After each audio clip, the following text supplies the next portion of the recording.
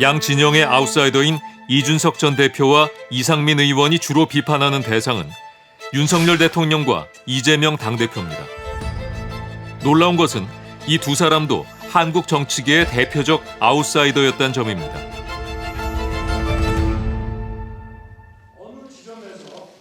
대선 후보로 뛰기 전까지 법조인 경력이 전부였던 정계 아웃사이더 윤석열 대통령.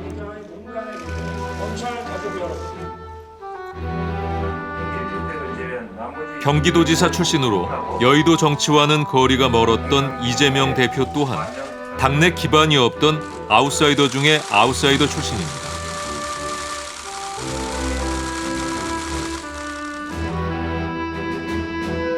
어제의 비주류가 오늘의 핵심 주류가 되는 세상.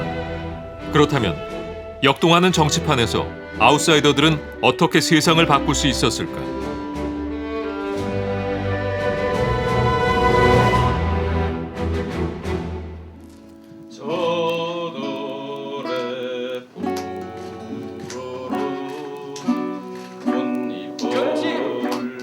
노무현 전 대통령은 한국 정치사에서 아웃사이더가 성공한 가장 대표적인 사례입니다.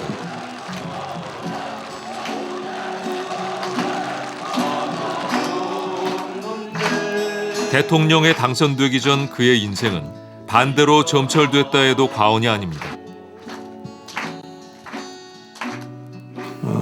모든 뛰어난 정치인들은 이 반대를 두려워하지 않고 반대를 만들어내면서 성장을 했습니다. 노무현 대통령이 대표적인데 노무현 대통령은 지역주의를 반대하고 대기업들 조선일보랑 싸우고 강남이랑 싸우고 3당 합당을 반대하며 본인을 국회의원에 공천해준 김영삼 대통령에게 반기를 들었습니다. 또 한 번 어려운 길을 걷기로 결심했습니다.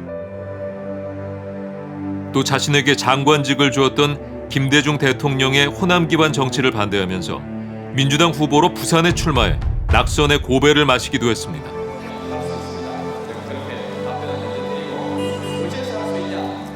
종로에서 출마하면 당선이 거의 보장되어 있는데 그걸 버리고 지역 감정, 지역 장벽을 허물겠다고 부산에 내려가서 낙선할 때 저 사람 정말 괜찮다라는 생각을 했고요. 반대하는 대상이 강력하면 강력할수록 아웃사이더는 자신의 존재를 대중에게 확실하게 각인시킬 수 있습니다. 주류는 딱 한 번만 해보는 겁니다. 집권당 할 때도 비주류 하는 거다. 그런 면에서 보면 비주류의 길을 가는 사람들이 대체적으로 대중 정치인이 됩니다. 그 이유는 간단합니다. 한국 사람들은 최고 권력자에 맞서는 사람을 영웅으로 보죠. 강한 기득권이면 강한 기득권일수록 차고 나오는 힘이 더 세질 거 아닙니까?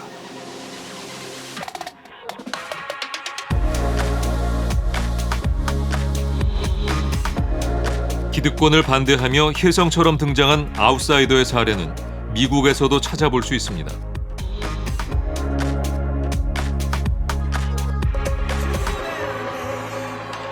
지지율 경쟁에서 바이든 현 대통령을 앞서며 차기 미국 공화당 대선 후보로 손꼽히는 도널드 트럼프 전 대통령.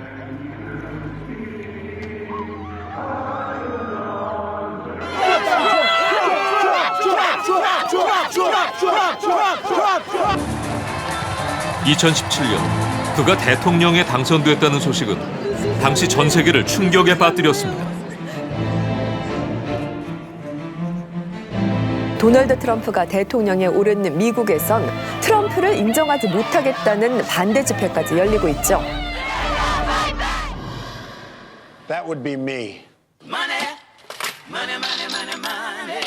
대선 후보로 출마하기 전까지 트럼프는 민주당과 공화당 지지를 오갔던 정치색 없는 인물로서 TV쇼에 출연해 부동산 재벌로 이름을 알린 유명 인사에 불과했습니다. And celebrities weighed in as to who's his famous locks. 2023년 미국 대선판을 흔들고 있는 안티워크 열풍. 워크는 우리말로 깨어있음을 뜻하지만 미국 보수층에선 정치적 올바름에 빠진 사람들을 비꼬는 용어로 사용되고 있습니다.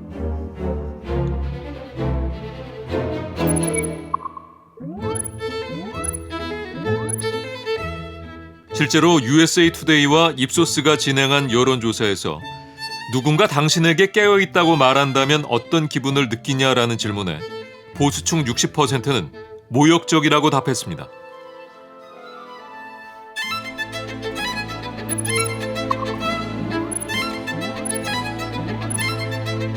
중도층에서마저 모욕적이라고 느끼는 사람이 40%를 차지하며 칭찬이라고 느낀다는 응답을 앞질렀습니다.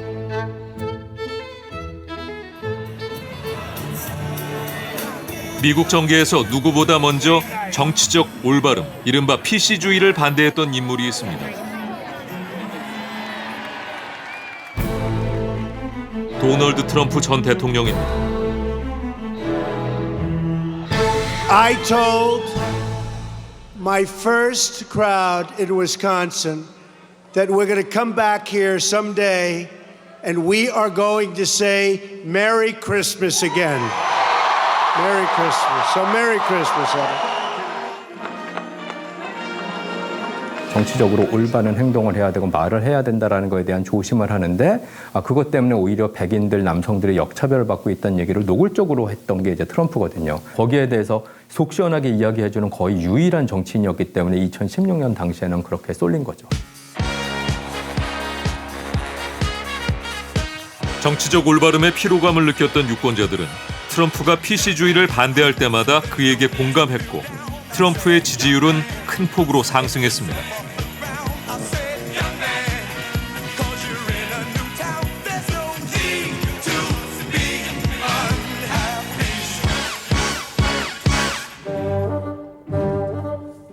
선택지 없는 한국 정치의 새로운 선택이 되겠습니다. 지금부터 새로운 선택 창당 발기인대회를 시작하겠습니다.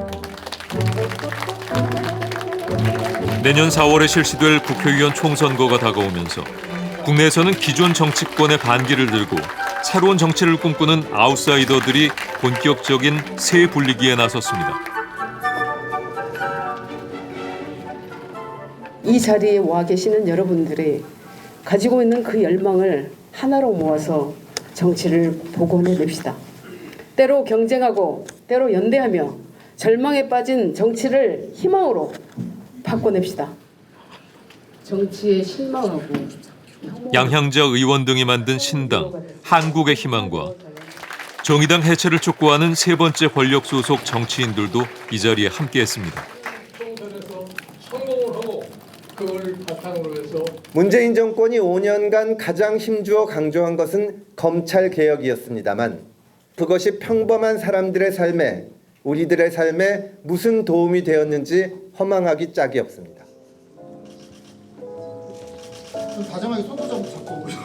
오랜 시간 두 정당의 독과점 체제로 굳어져 버린 정치판에 균열을 내기 위해 이들의 목소리를 하나로 모을 제3지대 빅텐트를 주장하고 나선 것입니다.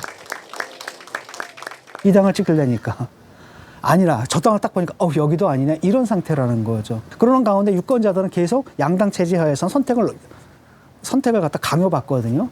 두 개의 최악 중에서 어느 게 그래도 조금 덜 최악인가 이걸 따지는 상황이 되어버린 거죠. 거대 양당이 대치 정국을 이어가면서 모든 정치적 의제들이 사라져가는 사이 최근 어느 정당도 지지하지 않는다는 무당층의 비율이 갈수록 늘어나고 있습니다.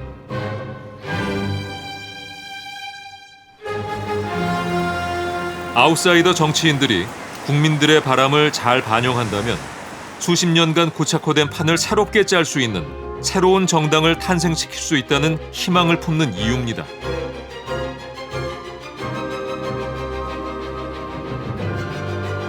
총선의 목표를 저희가 전체 의석 300석의 10%인 30석으로 설정을 한 겁니다.